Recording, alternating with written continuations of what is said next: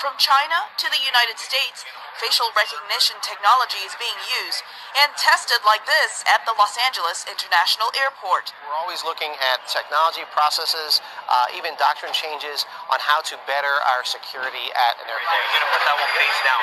This pilot program that takes a picture of the passenger and compares it to the passport picture is just one way facial recognition technology can be used for security. For the surveillance, you can catch the face in the public and find what you want to find.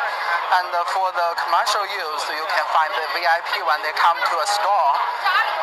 So you can make a special server for them. Great advances have been made in facial recognition technology in recent years.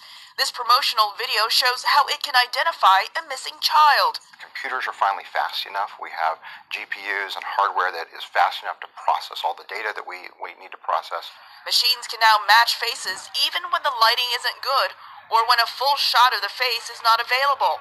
A side shot or moving image of the face may be enough for artificial intelligence to make a match. Face First is one of many companies developing facial recognition software with endless possible applications. Where this is going is very exciting. So, we think about everyday items that we have that are going away. Our house keys, our car keys, our ATM cards, our passwords are all starting to go away, and instead we're going to be using facial recognition. Smartphones, of course, now are using facial recognition. Laptops have facial recognition on it. The ability to capture an image of a person without consent comes with privacy concerns. The worry in the U.S. is not necessarily about the government. My biggest privacy concern is actually not the government. It's the big companies where there are really no limits on how they can share data, what they can use it for, how they can exploit it. Facial recognition researchers say a social framework should be created to guide the use of this technology so it can be used safely to benefit society and not exploit it. Elizabeth Lee, VOA News, Los Angeles. Goodbye passport, so long boarding pass, hello this. Your entry will soon be this, your face, sooner than you think. Our goal is to have this in place over the next 4 years. That's Dan Tansier, a top official with the U.S. Customs and Border Protection Agency, who told USA Today the plan is to start with international flights, then expand to domestic. Certainly on an inbound, international travel, international security checkpoints, yes, I think you'll be able to leave that passport in your pocket, leave that boarding pass in your pocket, because you always want to have a backup, but you'll see it be a much more smooth, tokenless process. 3 airlines are currently testing biometric entry, JetBlue, British Airways, and Delta, at airports in Boston, Atlanta, and Los Angeles, and Tansier predicts more airlines will begin testing this year. Customs claims that biometrics works by taking a photo the government already has of us, our passport photo, and matching it to a new image. Will it really work? Who knows? But as anyone who has stood on those long lines at airports knows, could it be any worse? Reporting from Los Angeles, Jefferson Graham, USA Today. Facial recognition. Tech that can identify someone from their face is fast becoming a thing. This biometric ID has been used, albeit together with passports, at immigration control in airports. In Dubai, they want to do this without the gates, allowing passengers to walk more easily through the airport. And it's also found its way into apps as an alternative to the password for validating a payment. Face recognition could also be coming to shops too. In China, Alibaba recently premiered their Smile to Pay system at a KFC store. But unlike our passports, PIN codes or passwords, our faces are on public display pretty much all of the time. And that makes it possible for the authorities or anyone else to automatically identify us in any public space. Something which you may not be surprised to hear they're quite interested in doing. Dan Simmons has been looking at the preparations being made by several governments to do this, and to start with, you've been to Germany. Yeah, it seems that we could be moving towards a biometric CCTV sort of state, and one of the places where it's first happening, which may surprise you, is in Berlin. Catching a train in the German capital today means you may be caught on CCTV. perhaps while stamping your paper ticket. Neither system automatically tracks your movements. At the very least, that requires human intervention. But arrive at Sudkrutz in the south of the city and your face will be scanned and analysed by computers. The testing of facial recognition systems began here last month, but the authorities aren't looking for criminals just yet. And they're not really looking for me either. Around 200 volunteers have had their faces scanned and been given a location tracker, so the authorities know when they pass through here, and they can see how often the cameras can pick them up just by looking at their faces. If the system's accurate enough, then the next stage would be to use it much more widely, which for many people here would be a breach of their privacy, being constantly monitored with no easy opt-out. The Germans have a history of being watched. This old US listening station in Berlin was how the West kept tabs on East Germany. On the ground below, first the Nazis and then the Stasi in East Germany kept files on the population filled by informants. So since the fall of the Berlin Wall in 1989 and the decommissioning of ID checkpoints, Berliners have been fiercely protective of their privacy. What's changed is that a new threat has replaced the old. Police control the crowds in the aftermath of a terrorist attack. A truck has mowed down shoppers at a Christmas market in Berlin. 12 are killed and more than 50 injured. At this time, CCTV is still not widely used in public areas, but 3 months later, in March this year, the government passes new laws to extend their use, and the face recognition pilot was given the go-ahead. Despite the trial offering a white route that passengers can take to avoid the cameras, both the country's data commissioner and its top lawyers have expressed concern about Germany moving towards a surveillance state. No one is saying facial recognition couldn't help catch criminals, but the public doesn't seem to have been asked. As Germany goes to the polls this weekend, one member of the coalition who has been in power told me he wasn't consulted about the trial, and the technology hasn't been properly debated in Parliament. It doesn't bring more security, it is just collecting data and more, and you don't know who, when, where this data may be used. It is a pill they try to give to the people which doesn't have any effect because it doesn't solve the problems. Proponents of the scheme point to the dip in crime on Berlin's metro system following the installation of CCTV back in 2011. We did ask both the German Interior Ministry and the police authorities in Berlin for an interview and to take a look at the technology, but both declined. So we asked a few travellers. I don't trust these systems. I don't trust this new development. Like, everybody should be tracked and everybody should be scanned by cameras. They showed in TV that if you have a base cap or sunglasses that it doesn't work anymore, so maybe not so much.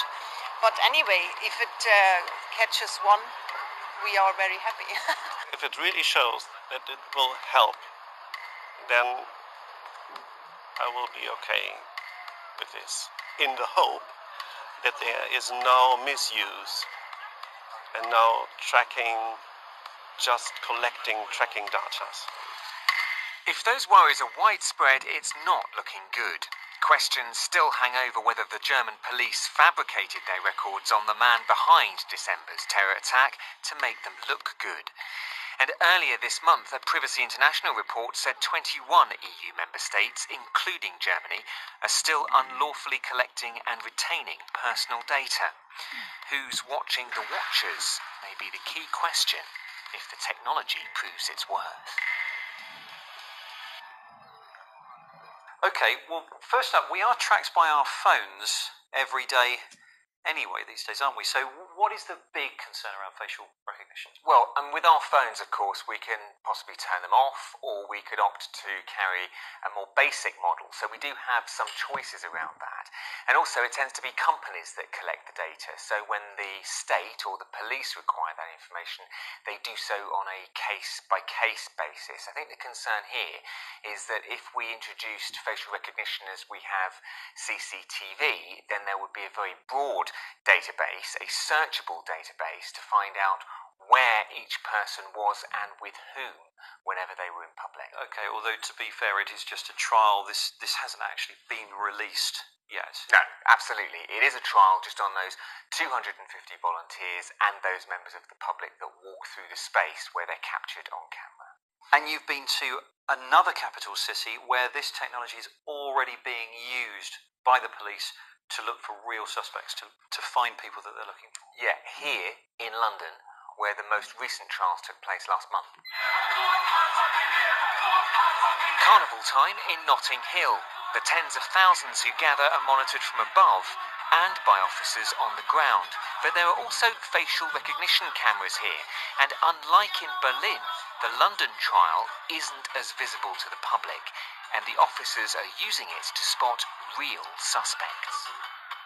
The Metropolitan Police declined to show us the technology or to give us an interview, so we spoke to a human rights expert who was invited by officers to witness what happened. In the 10 minutes that I viewed facial recognition in action, I saw two misidentifications. And in fact, both of them wrongly identified an innocent woman walking past as a wanted man from the police's database. Right, so I didn't even get the gender right. No. And those are false positives, and the police concerned about that? They weren't worried about that. However, they were running this for 4 days. And the police told us that they had made many false positives. The system had produced many false positives. Silky says officers told her they'd made one correct match in the 4 days of use. The leads who I met viewed this as a success. They, in their view, as long as they can prove that the software works, i.e. can make a positive match, even if it's making 40 incorrect matches, then it works. That's not a scientific approach. And there's no balance of proportionality, let alone a disregard for the civil liberties issues. To our view, that is not a success. Some people will say that the technology needs to be tested in real-world circumstances, and this is what the police are doing in this situation. They have to test it, right? This could be useful in the future. We all have something to worry about when the police are using intrusive biometric surveillance powers that they don't have a legal basis to use and that they're doing largely in secret. That's a worry. But these kinds of surveillance tools present some really broad concerns, and to simply say, I have nothing to hide, therefore I have nothing to fear, is to unconditionally submit to powers of government that are unchecked. And that is to say, whichever flavour of government comes in, would we be happy with biometric surveillance on our streets? I don't think we would. London's Metropolitan Police Service told us officers were on hand at the Notting Hill Carnival to answer any questions the public may have about the technology. Only those images which came up as a match to a wanted offender will be retained by the police. They confirmed there were 20 million images on the police national database, but they declined to comment on the effectiveness of the technology. Well, that's slightly concerning, isn't it? Especially if the software really is that inaccurate. And I guess we haven't had any kind of public debate about whether this technology should be used yet. No, not really. I mean, the police say that there will be a public consultation. We asked them how long we're going to wait for that, and they said that would happen in due course. So we checked parliamentary records, and although facial recognition has come up for debate within other bits of legislation around anti-terror laws, etc., there's never been any specific debate around the use of facial recognition in public in the UK. Meanwhile, the technology continues to advance, and researchers are looking at even more complex and advanced algorithms for this sort of Yeah, I mean, just a couple of examples over the last month. Cambridge University now say they're looking at a system, they've developed a system which could potentially identify people with scarves over their faces or wearing hats. And Stanford University over in the United States, so they've developed algorithms that can look at the results of what comes in through the camera and determine somebody's sexual orientation. So, I mean, you're looking at something potentially in the future when this technology really does start to take off, where you could walk past a camera and you're automatically added to a database. You wouldn't necessarily know about it, and therefore, you know, as your human rights may say, well, you can complain and get something done, you just wouldn't even know that it happened. Okay, lots to talk about in the future, unsurprisingly. Dan, thanks.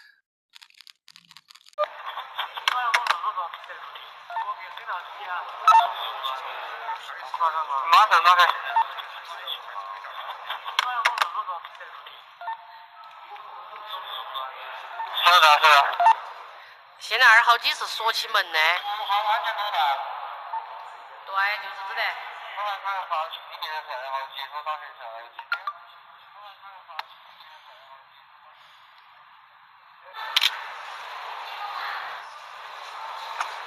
Well, let's see how long it takes you to find me. Thank you very much. Let's go.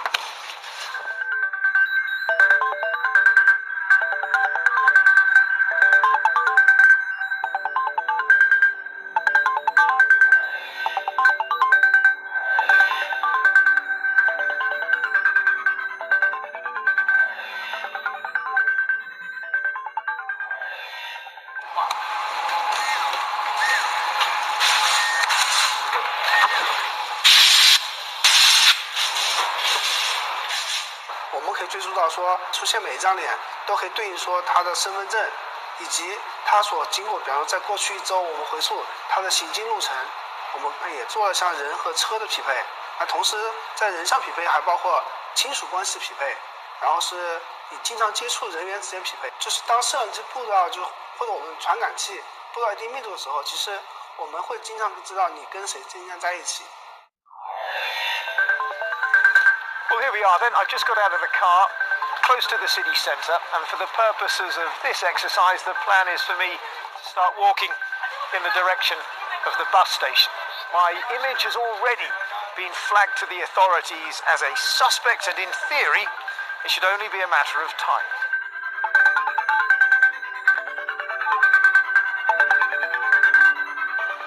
So already on this bridge, I can see 1, 2, 3 CCTV cameras. Of course, there's no point hiding from them.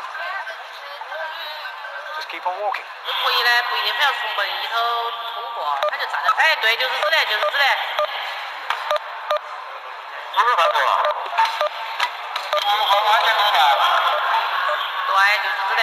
Uh-oh. Right behind me, you can see just over my left shoulder there. Hello, guys. I've been expecting you. Maybe these guys aren't in on the joke.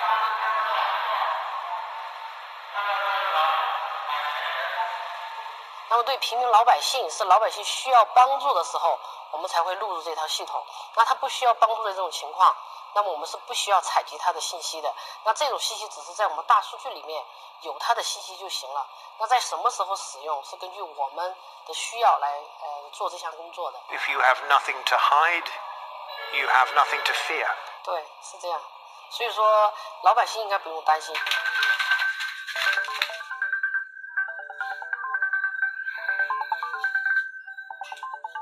你觉得为什么他摄像头？对，因为现在民怨沸腾，就是它真正的用来预防犯罪的效果很少，反对的、不同意见的，让我觉得每天你都感觉到有一只眼睛盯着你，一只无形的眼睛，不管你干什么事儿，你总是有所顾忌。高科技为那个警察维稳提供了方便，所以他们的思路如果不改变，对这么一些意见人士，然后进行监控，可能是起了更大的作用。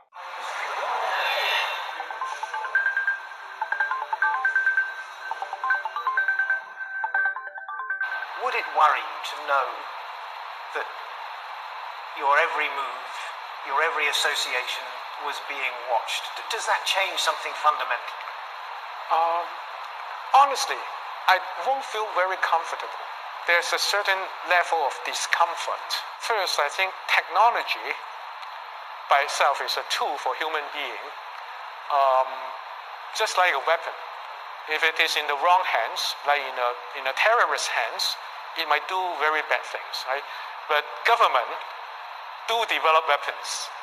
I think there are reasons that technology keep advancing, like artificial intelligence. It can be applied to do a lot of good things.